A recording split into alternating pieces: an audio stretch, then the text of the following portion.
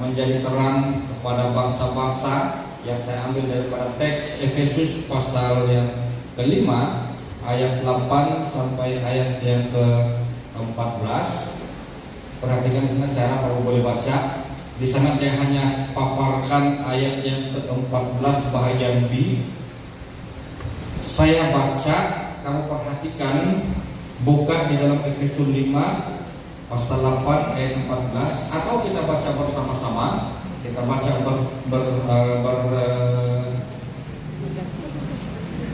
berganti-ganti, bertukar-tukar. Efesus 5 ayat 8 sampai ayat yang ke-14. Sudah dapat? Mari kita baca bersama-sama. Saya ayat 8, saudara-saudara ayat yang seterusnya, dan sekian sampai ayat yang ke-14. Memang dahulu kamu adalah kegelapan, tetapi sekarang kamu adalah terang di dalam Tuhan. Sebab itu hiduplah sebagai anak-anak terang. 2, 3. Kebaikan dan keadilan dan kebenaran. Dan ujilah apa yang berkenan kepada Tuhan. 3. Janganlah turut mengambil bagian dalam perbuatan-perbuatan kegelapan yang tidak berbuahkan apa-apa, tetapi sebaliknya teladahilah perbuatan-perbuatan itu. Sebab menyebutkan saja pun apa yang mereka lakukan sembunyi-sembunyi sudah memalukan. 3. Tetapi segala sesuatu yang sudah ditelanjangi oleh terang itu menjadi nampak, sebab semua yang nampak adalah terang.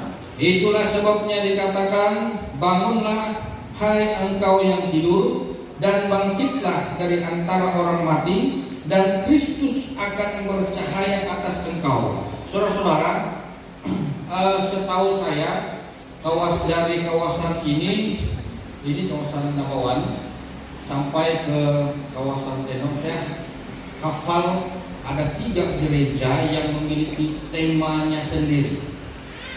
Saya susun begini: Lumuat, Tumaho, Mumbia. Lumuat itu tema SMB Lumayan, kalau saya tidak salah. Tumaho di sini, dan Mumbia itu SMB yang Batang Lama. Nah, jadi saudara-saudara, kalau kita perhatikan kalimat ini, lumuat, yang bukan murid tahu apa itu lumuat? Lumuat artinya bangkit. Bangkitlah untuk tetap bertahan di dalam iman kepada Yesus Kristus, Tumaho. Sehingga kita terus bertumbuh, berakar dan berimpak. Mumbia. Boleh terima itu? Nah, artinya ketika istilah ini diambil sebagai suatu pembakar iman, supaya kita terus berdiri dalam iman kita untuk dapat dapat menjadi terang kepada bangsa. Kalau kita perhatikan teks firman Tuhan ini, saudara-saudara, kita kembali kepada ayat Perjanjian Lama. Di dalam Yesaya 60 ayat 1 itu berkata, bangkitlah menjadi terang, sebab terangmu datang dan kemuliaan Tuhan terbit atasmu. Nah, Yesaya bin Amos itu berkata kepada bangsa Israel, bangkitlah menjadi teranglah.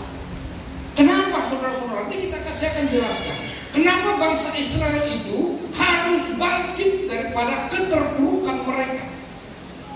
Nah, kalau kita perhatikan ke belakang lagi, saudara-saudara, dalam Yesaya 9 ayat 1 sampai 20, ayat 1 sampai 20 itu menggambarkan tentang seorang raja yang membawa terang, yang digambarkan sebagai apa?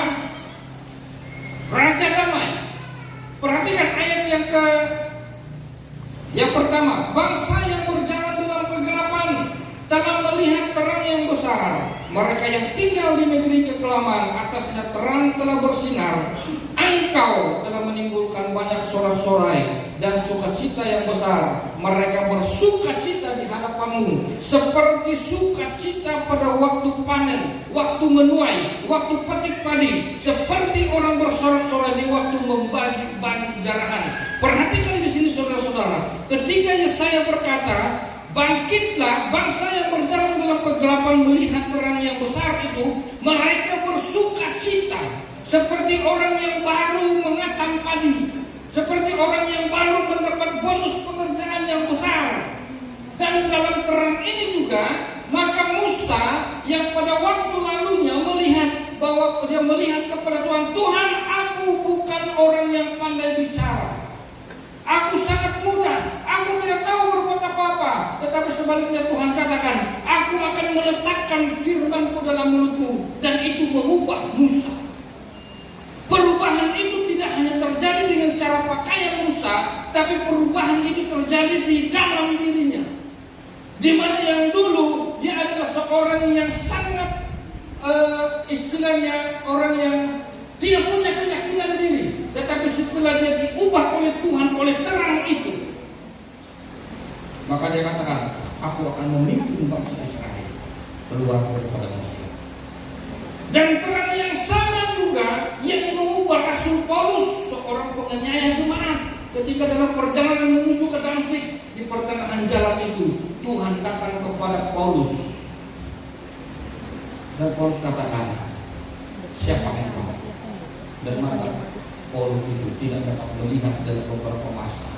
Dan itu mengubah Rasul Paulus dari seorang penganiaya jemaat, sehingga pada hari ini kita mengenal Rasul Paulus sebagai seorang penginjil terbesar sepanjang zaman yang menulis 13 kitab yang hari ini kita baca sampai hari ini. Kenapa saudara-saudara? Karena terang itu yang mengubah Rasul Paulus. Terang itu yang membentuk hatinya. Tadi keras kepala, tadi keras hati, tadi sombong bukan main. Di tanganku ada surat kuasa yang diberikan oleh para kaisar. Tetapi setelah Tuhan mengubah dia dengan terang itu, dia menjadi seorang pemberita Injil yang luar biasa. Amin. Siapa yang pernah menginjil di Asia? Hanya seorang pribadi yang kita kenal sebagai Rasul Paulus. Kenapa saudara-saudara? Karena terang itu yang datang. Perhatikan dengan benar bersama saudara-saudara, bahwa pertanyaan yang perlu kita perhatikan di sana dalam Yesaya 32 ayat 1 sampai 20. Bangsa Israel yang pada saat mereka sudah dijajah selama beratus-ratus tahun di Mesir, mereka pulang, mereka dihantar pulang. Ketika mereka sampai di Yerusalem, dan firman Tuhan katakan kepada mereka, bangkit. Tetapi bangsa Israel tidak dapat bangkit. Kenapa saudara-saudara? Karena ada yang membuatkan mereka tidak dapat bangkit daripada masa lalu mereka. Apa itu? Mental. Mereka sudah dijajah beberapa ratus tahun, dan mental itu adalah mental budak. Bayangkan sudah dijajah berapa ratus tahun, mental mereka sebagai budak itu tetap mengikuti mereka sampai ke Yerusalem, dan mereka tidak dapat bangkit sebagai bangsa yang disebut sebagai bangsa pilihan Tuhan. Karena itu saudara-saudara, pada hari ini ada banyak orang Kristen, ada banyak orang percaya yang tidak dapat bangkit menjadi terang kepada bangsa-bangsa karena mental dosa itu masih menguasai hidupnya. Amin. Ada banyak orang Kristen hari ini yang tidak dapat menjadi terang dan garam bagi bangsa karena mentalnya diikat oleh mental budak yang diperbudakkan oleh dosa. Ada banyak orang percaya hari ini yang hidupnya hanya sekedar menjadi orang percaya, tapi tidak dapat menjadi terang. Kenapa? Hidupnya diikat oleh budak itu kan, diperbudakkan oleh dosa. Kemarin kita sudah perhatikan yang disampaikan oleh Pastor Bismillah. Kenapa orang tidak dapat? Kenapa orang yang dulunya hidup di dalam neraka itu akhirnya dibebaskan oleh Kristus di atas kayu salib dan masuk ke surga? Kenapa? Karena manusia tidak dapat menyelamatkan dirinya sendiri, karena diikat oleh dosa itu. Nah, itu yang membuat orang Kristen tidak dapat menjadi terang, tidak dapat menjadi saksi, baik dalam perkataannya, dalam tindakannya, dalam perbuatannya, dalam caranya berpikir. Orang Kristen ini adalah orang yang sangat sensitif. Maksud saya orang yang yang diperhatikan setiap masa.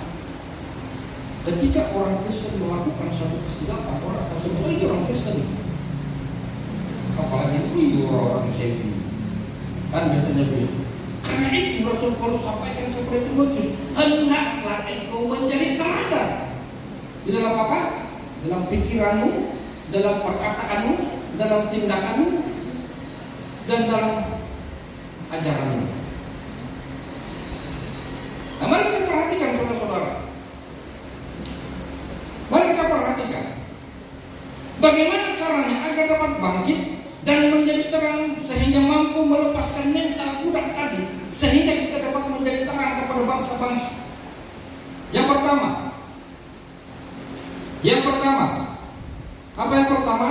Kita harus kenal dan terima Yesus Kristus menjadi Tuhan secara pribadi. Dalam firman Tuhan mengatakan, Efesus 5 ayat 8-10, memang dahulu kamu adalah kegelapan, tetapi sekarang kamu adalah terang di dalam Tuhan. Sebab itu hiduplah sebagai anak-anak terang, karena terang hanya berbuahkan kebaikan dan keadilan dan kebenaran, dan ujilah apa yang berkenan kepada Tuhan. Nah, perhatikan ayat ini saudara-saudara. Rasul Paulus berkata, kamu adalah kegelapan. Dia tidak berkata dulu kamu berada dalam kegelapan, tapi kalimat yang digunakan di sana, dahulu kamu adalah kegelapan. Artinya kegelapan itu bukan tentang suatu keadaan. Oke? Rasul Paulus tidak menekankan bahwa dahulu kamu berada dalam kegelapan. Dia tidak menjelaskan kegelapan itu sebagai satu keadaan. Kalau kita perhatikan teks asli di sana, yang Rasul Paulus maksudkan di sini itu adalah bahwa kegelapan itu adalah identiti Anda dan saya. Ini bukan keadaan malam atau gelap, dalam bilik ada gelap, begitu tidak. Tapi itu adalah identiti Anda, identiti saya, yang dulu sebelum kenal Kristus kita adalah kegelapan. Boleh mengerti di situ? Rasul Paulus tidak katakan kamu berada di dalam gelap sana, tidak. Tapi kamulah kegelapan itu. Perhatikan penegasan di sana yang menjelaskan ketika kita hidup dalam yang maksud Rasul Paulus tadi, siapakah yang dapat menyelamatkan kita? Dan kalau kita itu adalah kegelapan, maka bagaimana kita dapat bersaksi kepada dunia?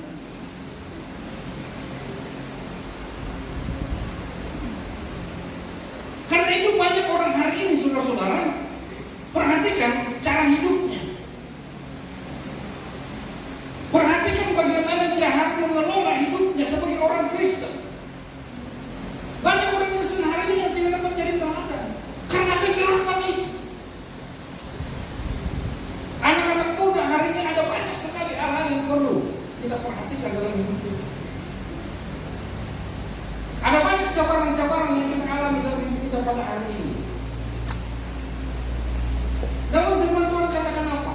Ketika engkau mau menjadi terang, jangan berpuas hati hanya ketika engkau katakan saya mau dibaptis, saya menjadi orang Kristen dan sudah selesai. Karena menjadi orang Kristen itu artinya mengambil bahagian dalam kematian dan kebangkitan Kristus. Tanggung jawab saudara-saudara kita sebagai orang Kristen. Nah, hari ini kita perhatikan dengan baik, kita perhatikan dengan benar. Banyak orang Kristen yang tidak dapat mengenal dan terima Kristus sebagai Tuhan dan Juru Selamat. Menjadi Kristen, menjadi orang percaya, bukan berkata tentang saya sudah melayani 40 tahun, saya sudah melayani 50 tahun. Oh pastor, kau baru lahir dulu, saya sudah melayani tahu.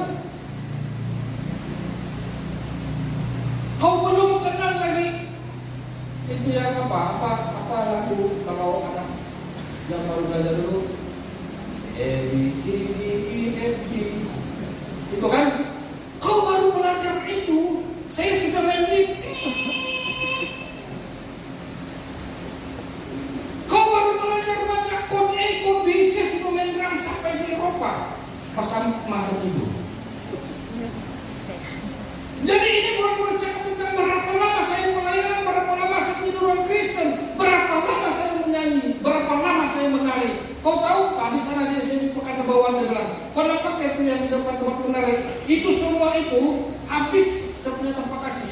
bilang begitu.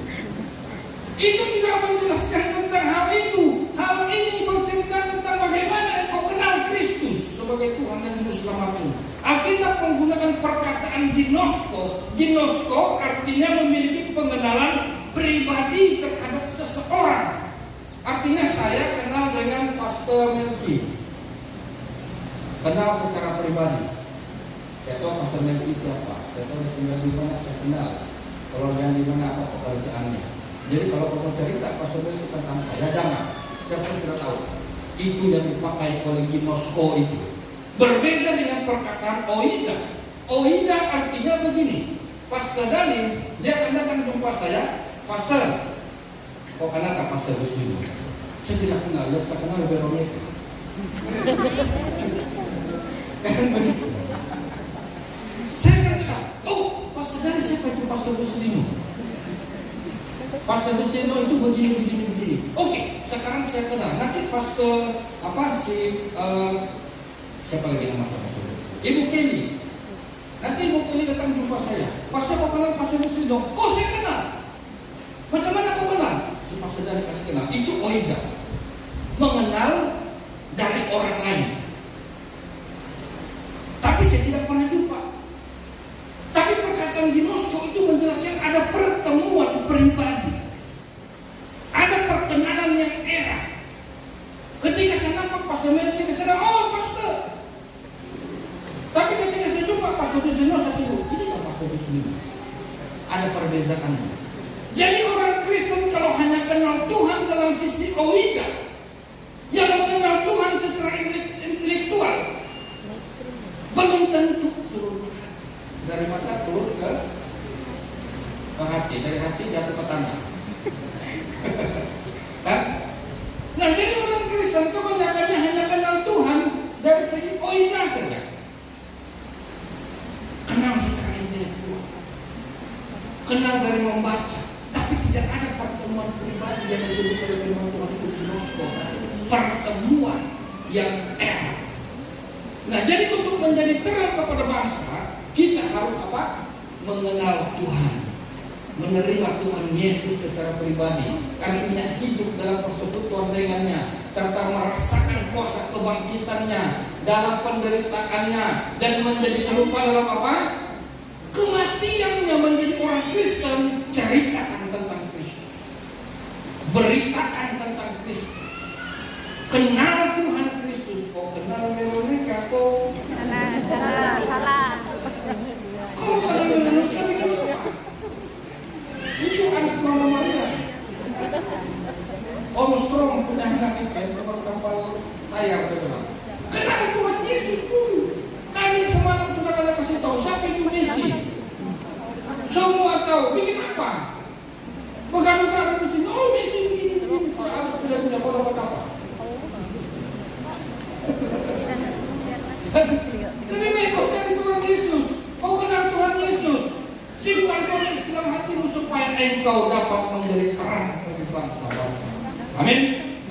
Yang kedua, jangan ikut dengan identiti dunia. Menjadi terang kepada bangsa, jangan jadi seperti dunia ini. Janganlah turut mengambil bagian dalam perbuatan-perbuatan kegelapan yang tidak berbuahkan apa-apa. Tetapi sebaliknya, telanjangilah perbuatan-perbuatan itu, sebab menyebutkan saja apa yang mereka lakukan sembunyi-sembunyi sudah memalukan. Saudara-saudara, ada banyak identiti dunia yang coba mempengaruhi anak muda pada hari ini. Betul? Hari ini banyak orang Sabah, banyak orang Sabah jadi orang Korea.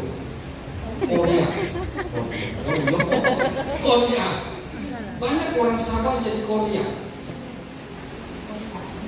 Satu ketika kami di Labuan ada yang namanya mall. Kamu sini ada mall kan? Mall Main basket sudah. Nah, jadi Satu kali namanya di sana, kalau kamu pergi Labuan, kamu mesti pergi sana, mall, namanya Ujana Keuangan. UK, di UK, United Kingdom. Jadi kalau pergi UK jangan jauh-jauh, pergi Labuan saja. Nah, jadi satu ketika saya bawa istri dan anak-anak pergi sana, saya hari Sabtu kalau saya tidak salah itu. Jadi saya berdiri, saya punya pilih masuk di Guardian. Jadi saya pilih anak ini ya. Saya berdiri di depan Guardian. Kalau orang di Labuan belum tahu, kalau kau di Guardian itu artinya kau ngambil tengah-tengah itu pusat pembeli bola itu. Jadi saya tahu ada banyak sekali orang Korea. Betul. Lama-lama saya begini. Sejak bila saya boarding di Korea, saya berdiri dari sana orang Korea, dari sini orang Korea, Korea, dari sana orang Korea. Tapi dia jumpa, kabarmu itu apa? Mario. Kehilangan identiti, saudara-saudara. Mario. Betul kan? Kehilangan identiti. Kau mau ubah macam mana kau punya model pun, di isi kotak tak pun layak. Tidak ada yang tukar sama kau dia. Betul. Hari ini saudara-saudara, ada banyak anak muda yang keliru identiti. Nah itu masih bagus. Itu masih bagus. Yang menjadi masalah hari ini, ada banyak orang-orang Kristen, anak-anak muda Kristen yang kehilangan identiti imannya di dalam Tuhan. Ini yang berbahaya. Identiti kita itu apa? Engkaulah anak yang kupilih, hiduplah kudus. Itu identiti. Ketika Tuhan katakan, mari kita perhatikan saudara-saudara. Mana sudah itu ayat? Efesus 5 ayat 3 sampai 7. Efesus 5 ayat 3 sampai 7. Tetapi percabulan, kecemaran, keserakahan, perkataan kotor yang kosong atau yang sembrono jangan keluar dari mulut. Artinya apa, saudara-saudara? Hidup kita itu sudah ditetapkan oleh Tuhan untuk hidup. Dan ada banyak orang hari ini yang keliru tentang identitinya, yang tidak tahu apa yang harus saya buat sebagai orang Kristen. Sampai hari ini saya tidak tahu apa yang saya buat. Tapi Yesus katakan tadi, bangunlah, bangkitlah, karena terang Tuhan itu bercahaya. Saya ajar anak-anak sekolah minggu ini, saudara-saudara. Saya tanya anak-anak sekolah minggu, hari ini kamu pernah ajar, ini pelajaran kelas baptisan. Kamu di kelas sekolah minggu pernah ajar manusia itu dibuat dari apa? Yang bosan-bosan jangan jawab. Saya tanya yang di sini, manusia diciptakan dari apa? Yang memang manusia diciptakan dari apa? Tanah liat.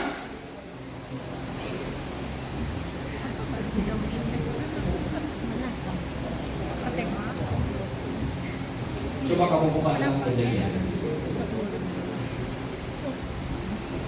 Manusia itu diciptakan dari apa?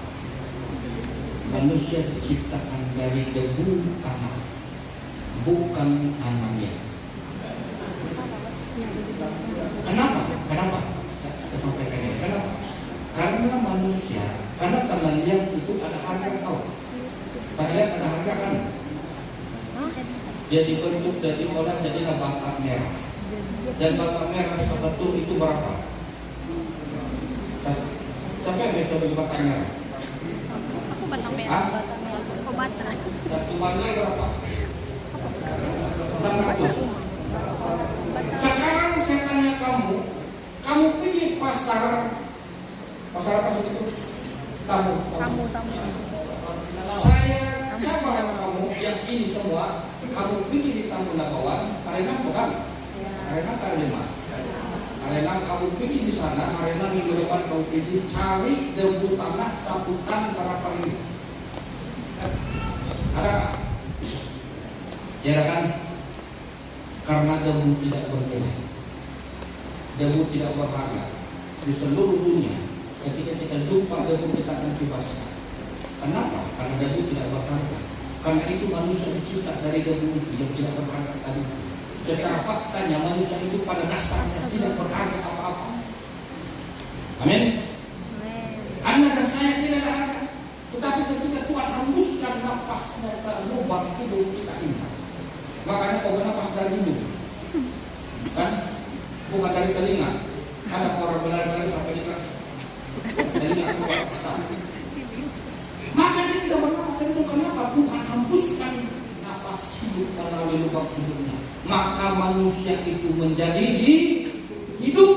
Sejak manusia itu hidup, di sanalah harga Tuhan letakkan bahwa engkau berharga di mata Tuhan. Identitimu di dalam Tuhan itu berharga. Karena itu engkau harus hidup apa? Kudus, tidak bercela. Identiti kita anak Tuhan yang berhak menerima harta warisan surga. Tetapi ada banyak orang menolaknya. Sehingga melalui identiti kita sendiri yang sudah bercampur baur dengan dunia, kita tidak dapat menjadi saksi bagi dunia tadi. Saya sampaikan satu cerita saudara. Orang yang tidak di sini, dia di luar negara. Dia seorang businessman. Dia seorang pengusaha yang berjaya.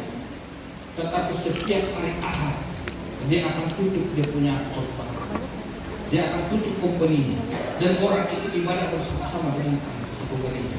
Dan ketika orang tanya, kenapa hari Minggu kau tutup? Sedangkan hari Minggu itu adalah hari bisnis yang paling banyak kau boleh dapat uang. Dan dari hari Isnin sampai hari Sabtu saya sudah bekerja dan saya sudah dapat uang. Dan hari Ahad saya buat apa? Apakah sebenarnya saya harus ambilkan kembali untuk Tuhan? Dan sampai pada hari ini bisnisnya masih jalan saudara-saudara. Itu hari Minggu dia ambil masa untuk beribadah. Identitinya sebagai orang Kristen menceritakan tentang Kristus. Walaupun dia tutup hari Minggu, sumber berkat Yesus Kristus, bukan perusahaan. Itu identiti, menceritakan tentang Kristus, menjadi saksi bagi bangsa-bangsa lain. Kita pada hari ini apakah kita pernah apakah kita pernah menceritakan Kristus melalui identiti kita? Saya sampaikan kepada jemaat kesimpulan dalam Tuhan. Penginjilan yang paling simpel, ketika kau hidup di tengah orang yang tidak kenal Tuhan, hiduplah seperti Kristus. Karena itu kau harus menjadi serupa dengannya. Hidup seperti Kristus, maka orang akan melihat dia orang Kristen. Dia orang percaya. Dia pengikut Kristus. Dia pergi sembahyang hari Minggu. Dia berdoa 5 kali satu hari. Perhatikan saudara-saudara, identiti kita menjelaskan siapa kita. Jadi untuk menjadi saksi bagi bangsa-bangsa, kita harus kenal identiti kita. Jangan ikut dunia ini. Dunia ini ada banyak sekali identiti yang boleh mempengaruhi kita, sehingga kita lupakan Tuhan dalam kehidupan kita sebagai orang percaya. Oleh karena itu saudara-saudara perhatikan bahwa orang percaya memiliki identiti sebagai anak-anak Allah. Ada beberapa hal di sana. Dia apa? Dia sebagai ciptaan baru. Dia kudus. Dia adalah tubuh Kristus, artinya hidup di dalam kesatuan. Dia menjadi duta Kristus, artinya memberitakan Injil melalui hidup yang dekat dengan Allah, memiliki hidup yang memuliakan Tuhan serta bijak, hidup di tengah dunia yang semakin jahat. Jangan berdoa untuk dunia semakin baik, saudara-saudara. Sampai di sini. Jangan minta Tuhan, kami berdoa supaya pulihkan negeri kami, pulihkan negara kami, pulihkan bangsa kami. Itu doa yang salah. Kenapa saudara? Firman Tuhan katakan bahwa dunia ini semakin hari semakin kepada kejahatan. Kalau kau berdoa Tuhan pulihkan negara ini, artinya kau sudah mengubah firman Tuhan. Jadi bagaimana saya berdoa pastor kalau Tuhan kasih saya hikmat, bagaimana saya harus hidup di tengah dunia yang semakin jahat. Amin. Setuju dengan saya? Mulai hari ini berdoa, Tuhan kasih saya hikmat, kasih saya kenal Engkau dengan baik, kasih saya buka hati untuk terima Engkau sebagai Tuhan dan Juru Selamat, kasih saya tahu apa identitas saya supaya saya dapat hidup bijak di tengah dunia yang semakin jahat ini. Jangan minta Tuhan ubah itu dunia menjadi semakin baik, tidak akan, saudara-saudara. Tidak akan berubah menjadi baik, malahan hal itu akan semakin jahat. Karena itu firman Tuhan katakan, mintalah bagaimana engkau harus hidup di tengah dunia yang semakin jahat. Jangan kau pun ikut sampai orang jahat. Tadi baik-baik kau jadi orang bagus, kau jadi jahat sudah, karena dunia itu semakin jahat. Mari saudara-saudara perhatikan di sana dengan baik. Menjadi terang kepada bangsa, artinya sedia meninggalkan identitas lama kepada identitas yang baru dalam Kristus, yang diekspresikan melalui sikap mau menjadi buta Kristus, dengan menjadikan Kristus sebagai tujuan hidup, mau memberitakan Injil Kristus kepada banyak orang, dengan mengekspresikan gaya hidup yang mencerminkan Kristus. Mari saudara-saudara, hari ini kita sahut cabaran mulia Tuhan dari lokal dan global. Ini bukan masalah kita hidup diam, bersilat kaki dan bertakut tubuh seperti ini, macam CEO yang menyamar. Jangan. Hari ini masa kita untuk melangkah keluar memberitakan Injil Tuhan, supaya semakin banyak orang yang mengenal Tuhan dan nama Tuhan dimuliakan. Mari kita berdoa. Bapa, kami bersyukur untuk kebaikan penyertaan Tuhan. Firman Tuhan kami sudah belajar, Tuhan mengajar kami agar kami menjadi terang bagi bangsa dengan mengenal Engkau secara pribadi dan terima Engkau sebagai Tuhan kami, sehingga identitas kami menjadi terang, menjadi jelas di tengah dunia semakin jauh. Berkati kami semua Tuhan, agar kerja kasih Kau dan penyertaan Tuhan kita ini sampai selama-lamanya. Haleluya.